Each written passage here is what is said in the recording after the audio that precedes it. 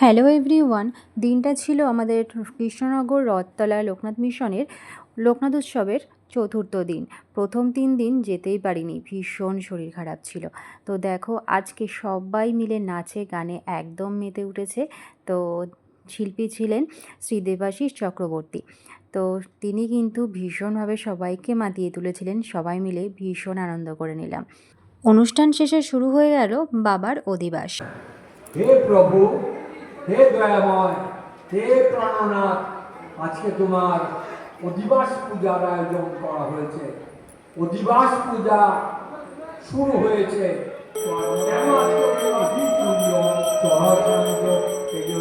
রাত প্রায় এখন 12টা, 12:30। অধিবাস এখন শেষ।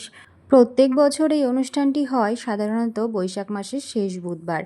কোনো অসুবিধার জন্য ডেটটা আগে পিছেও করা হয়। আর আজকে সন্ধ্যার থেকে প্রচণ্ড বৃষ্টি, দেখো রাস্তাঘাট একদম কাদা হয়ে আছে। তারপর পরের দিন সকাল সকাল চলে আসলাম মন্দিরে।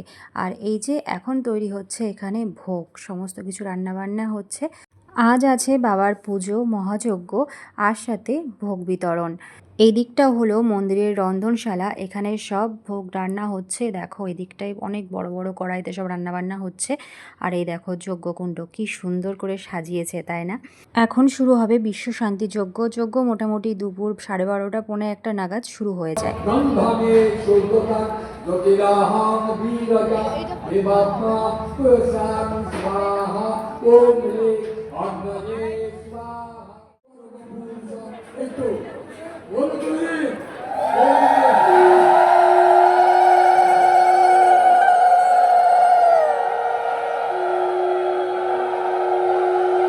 যজ্ঞ শেষে এখন শুরু হবে বাবার ভোগ আরতি।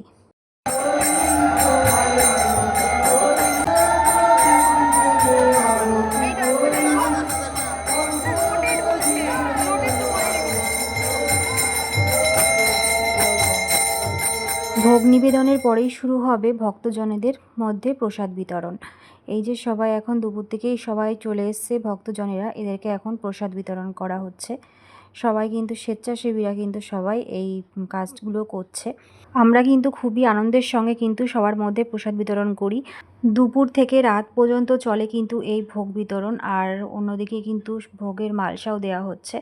প্রতিদিনই কিন্তু মন্দিরে সন্ধ্যা আরতি হয়, আর আজকেও সন্ধ্যা আরতি সম্পন্ন হলো। আর এদিকে কিন্তু কন্টিনিউয়াসলি দুপুর থেকে ভোগ বিতরণ চলছে, এটা একদম রাত পর্যন্ত চলবে।